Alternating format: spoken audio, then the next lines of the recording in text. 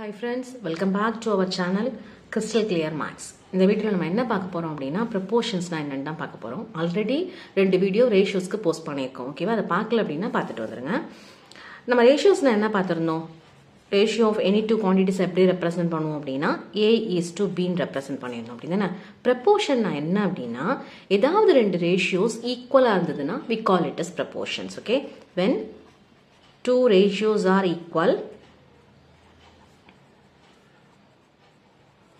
it is called as proportion. For example எடுத்துக்கோங்க, A:B ஒரு ratio எடுத்திருக்கேன். ஓகேவா, என்னோட செகண்ட் ரேஷியோ C:D ஒரு ரேஷியோ எடுத்திருக்கேன். சப்போஸ் இந்த 2 ரேஷியோவும் ஈக்குவல் அப்படின்னா we call this as proportion சொல்லுவோம். இது எப்படி ரெப்ரசென்ட் பண்ணலாம்? ரேஷியோவை எப்படி ரெப்ரசென்ட் பண்ணணும்? 2 டாட் வச்சிடணும் அப்படிதானே. ஸோ ப்ரப்போர்ஷனை எப்படி ரெப்ரசென்ட் பண்ணலாம் அப்படின்னா A:B, this is my first ratio, is proportion to my second ratio C:D. இதை எப்படி ப்ரொனவுன்ஸ் பண்ணுறதுன்னா A:B is as C:D.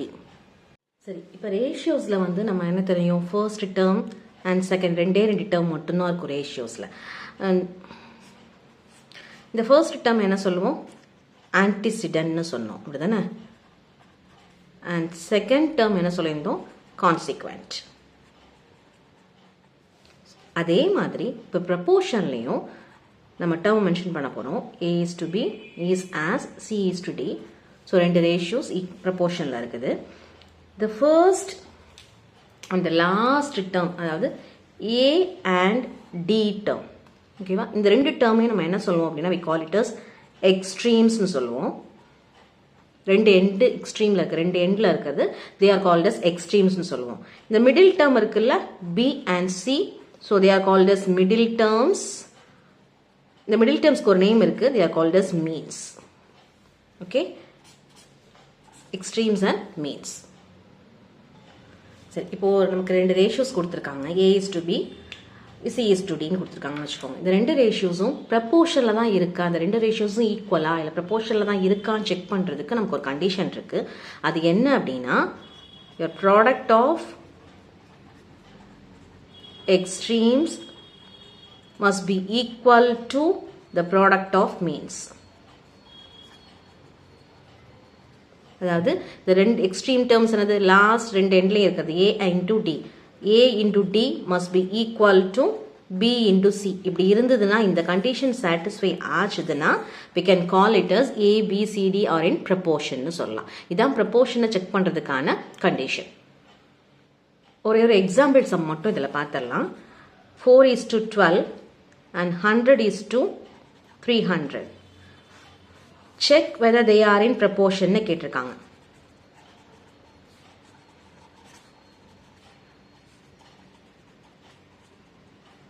ஓகேவா, இது 2 ப்ரப்போர்ஷனான்னு கேட்டிருக்காங்க. ஃபார் எக்ஸாம்பிள் நம்மளோட எக்ஸ்ட்ரீம் டேர்ம் என்னவா இருக்கும்னு சொல்லுங்க. இதில் எக்ஸ்ட்ரீம் டேர்ம் என்னது? 4 and 300. Okay, product of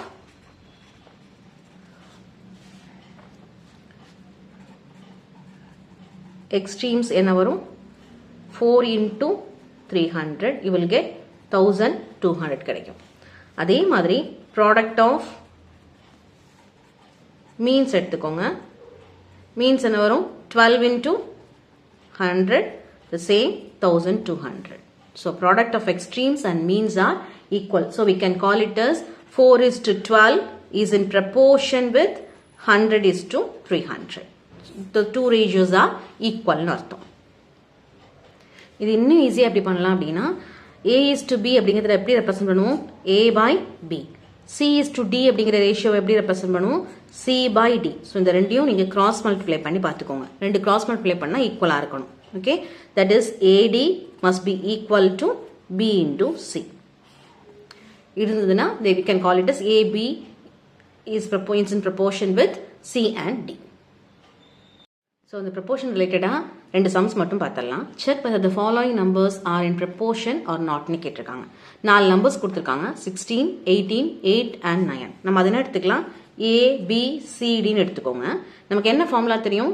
condition check பண்ணுறதுக்கு AD must be equal to BCன்னு தெரியும். ஸோ A into D என்னன்னு செக் பண்ணிக்கோங்க first. That is your product of extremes. Product of extremes, 16 into 9, you will get 144. Okay. Then B into C, that is your product of means,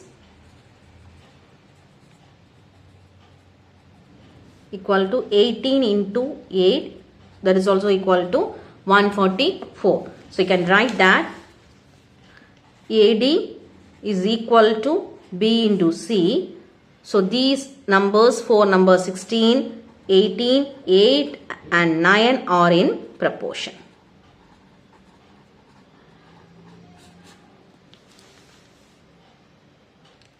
Second sum பாருங்க, திருப்பியும் 4 numbers கொடுத்திருக்காங்க, 5, 10, 16 and 8. You have to check whether they are in proportion or not னு check பண்ணணும். நமக்கு என்ன தெரியும்? A, B, C, D னு வச்சுக்கோங்க அந்த numbers. AD must be equal to BC. That is your product of extreme must be equal to the product of means. So A into D என்னன்னு calculate பண்ணுங்க. 5 into 8, you get 40. And B into C, that is equal to 10 into 16, you will get 160.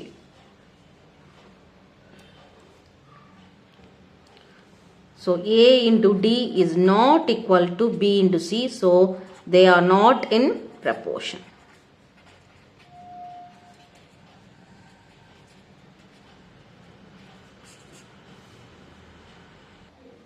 So a new topic பார்க்க போறோம், that is continued proportion. Proportion நம்ம என்ன பார்த்தோம்னா 4 quantities இருந்தது அப்படிதானே. So for example A is to B is in proportion with C is to D. 4 quantities இருந்தது, இதுதான் proportion. But continued proportionல எத்தனை quantities இருக்கும்னா you have only 3 quantities தான் இருக்கும்.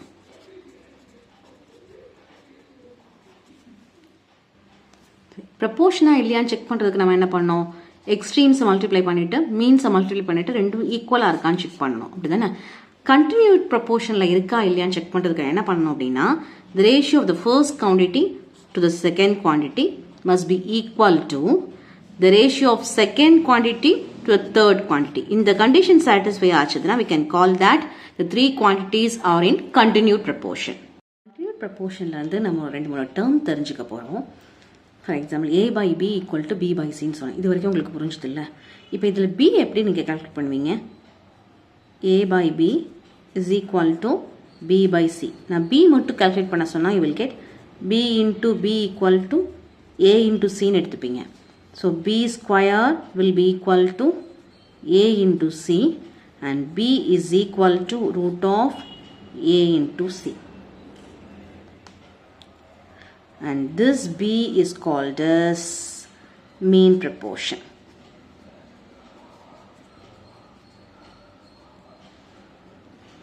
Okay. அதே மாதிரி 3 quantities கொடுத்திருக்காங்க, mentioned they are in continued proportion னு சொல்லிட்டாங்க. So நான் B calculate பண்ணா that is root AC, it is called as mean proportion. C calculate பண்ணுங்க, இதுல இருந்து C எப்படி calculate பண்ணுவீங்க? C will be equal to B square by A ன்னு எடுத்துக்கலாமா? இந்த equation எடுத்துக்கோங்க. C will be equal to B square by A and this is called as third proportion.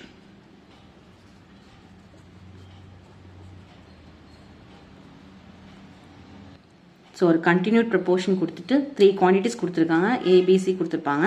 அதுல mean proportion ஓட value B will be equal to root AC and third proportion C is equal to B square by A.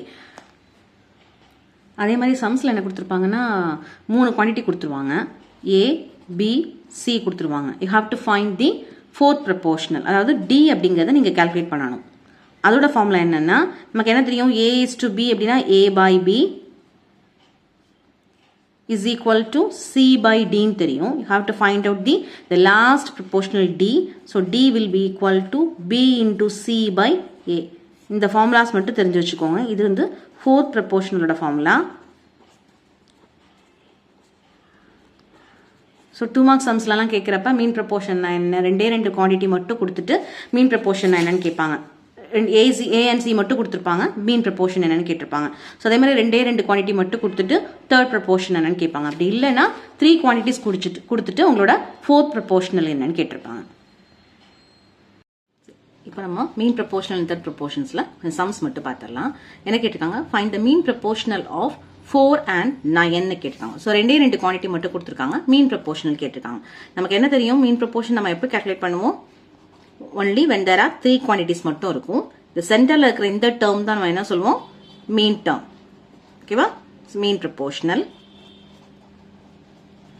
So அப்போ என்ன given, A கொடுத்துருக்காங்க 4 and C கொடுத்துருக்காங்க, that is 9. Okay, mean proportional formula தெரியும். B will be is equal to root of A into C.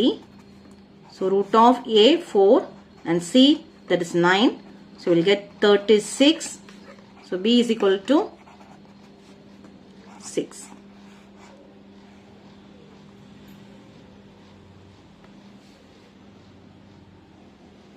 So next sum பாருங்க, find the mean proportion of 5 and 500 னு கேட்டிருக்காங்க.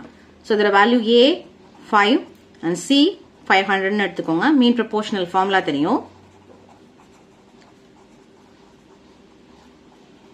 The mean proportional term B is equal to root of A into C. So you will get root of 5 into 500.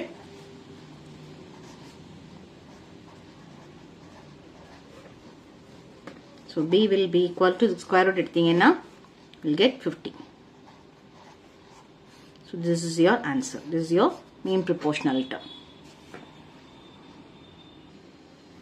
So next sum பாருங்க, இதுல third proportional கேட்டிருக்காங்க. Find the third proportional of ரெண்டு quantity கொடுத்திருக்காங்க, 3 and 12 னு கொடுத்திருக்காங்க. So third proportional, so this term C is called as your third proportion term.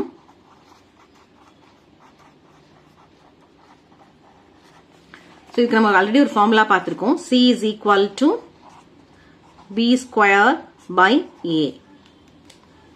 This is your formula for finding third proportion term. So A நமக்கு என்னன்னு தெரியும், ரெண்டு quantities கொடுத்திருக்காங்கல, அத first A வந்து 3 னு எடுத்துக்கோங்க and B is 12.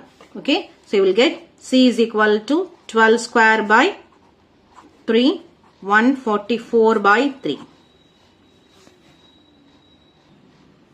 C is equal to அப்ப என்ன வரும், 144 by 3 will get 48. So this is your third proportional term.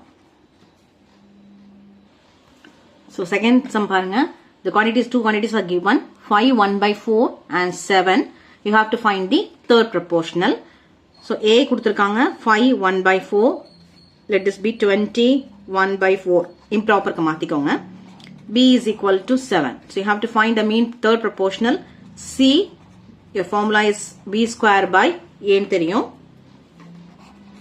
So this is your formula for finding the third proportional. B square என்ன வரும், B square is 7 square by 21 by 4. So C will be equal to 7 into 7 into, in the denominator like a 4 மேல போயிடும். So 4 divided by 21. You will get 3. That is 28 by 3. So that will be equal to 9 1 by 3. This is your third proportional term. So இது வரைக்கும் நம்ம மீன் ப்ரொபோர்ஷனலும் and third proportional எப்படி calculate பண்றதுன்னு பார்த்தோம். இந்த some வந்து fourth proportional கேட்டிருக்காங்க. 3 குவான்டிட்டிஸ் கொடுத்திருக்காங்க. ஃபர்ஸ்ட் சம் பாருங்க, 3 8 and 12 னு 3 குவான்டிட்டிஸ் கொடுத்திருக்காங்க. இதுல என்ன கேட்டிருக்காங்க, fourth proportional கேட்டிருக்காங்க. சோ அப்போ இங்க எத்தனை குவான்டிட்டிஸ் இருக்குதுன்னு அர்த்தம், you are having 4 குவான்டிட்டிஸ் இருக்குதுன்னு அர்த்தம். You have to find D. நம்ம ஆல்ரெடி ஒரு ஃபார்முலா பார்த்தோம், D is equal to B into C by A. So this is your formula for finding the fourth proportional term. Okay, so A is given 3 and B is your 8 and C is 12. You have to find D. So D will be equal to B into C என்ன வரும், 8 into 12 by 3. You will get 32. So your fourth proportional is 32. இங்க proportional எழுதணும் அப்படினா எப்படி எழுதணும்னா 3 is to 8 is to 12 is to 32.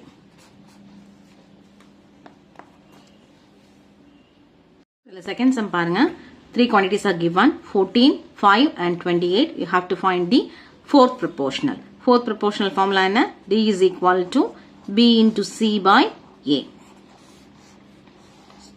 A என்ன கொடுத்திருக்காங்க 14, B is 5 and C is equal to 28 னு எடுத்துக்கோங்க. So D will be equal to B into C, 5 into 28 by 14, you will get D equal to 10. Okay, so your proportion will be 14 is to 5 is as 28 is to 10. Okay. So next sum பாருங்க. The ratio of third proportional to 12 and 30 and mean proportional between 9 and 25 is dash ன்னு கேட்டிருக்காங்க. இது கொஞ்சம் complicated.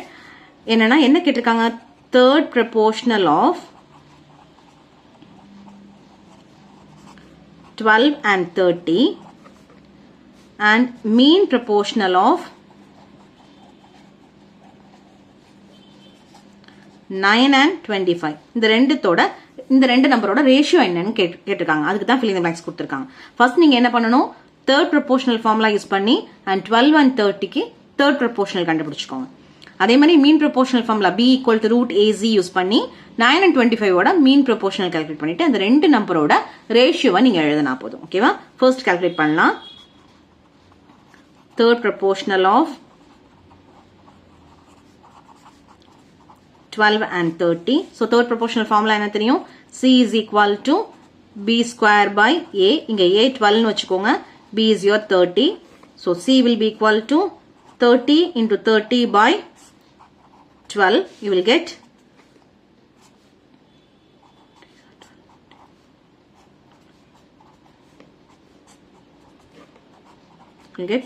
75. So C is your third proportional. Okay, and then find the mean proportional. Where I calculate பண்ணனும்? Mean proportional of 9 and 25.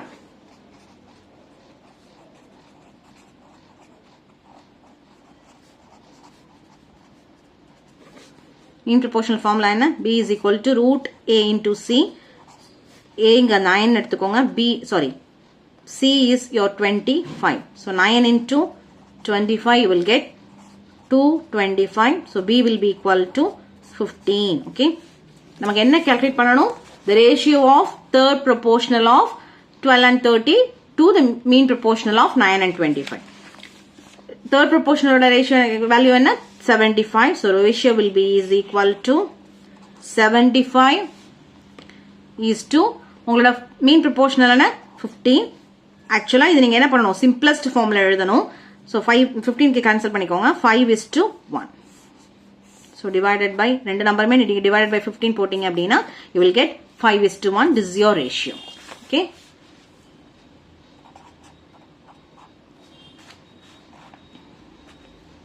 இந்த வீடியோல வந்து இது வரைக்கும் நம்ம என்ன பார்த்திருக்கோம் அப்படினா proportions என்னன்னு பார்த்திருந்தோம். அந்த ஒரு நாலு நம்பர் கொடுத்திருந்தாங்க அப்படினா அது எப்படி proportion செக் பண்றது? Product of extreme is equal to product of means அப்படிங்கிற கண்டிஷன் வச்சு அது proportional இல்லையான்னு செக் பண்றத பத்தி பார்த்திருந்தோம். mean proportion என்ன, third proportion என்ன and fourth proportion என்னன்னு பார்த்திருக்கோம். So next videosல properties of proportion and types of proportion நம்ம பார்க்கலாம். இந்த வீடியோ புரிஞ்சுது அப்படினா லைக் பண்ணுங்க, கமெண்ட் பண்ணுங்க, ஷேர் பண்ணுங்க, மறக்காம நம்ம சேனலை சப்ஸ்கிரைப் பண்ணிக்கோங்க. Thank you.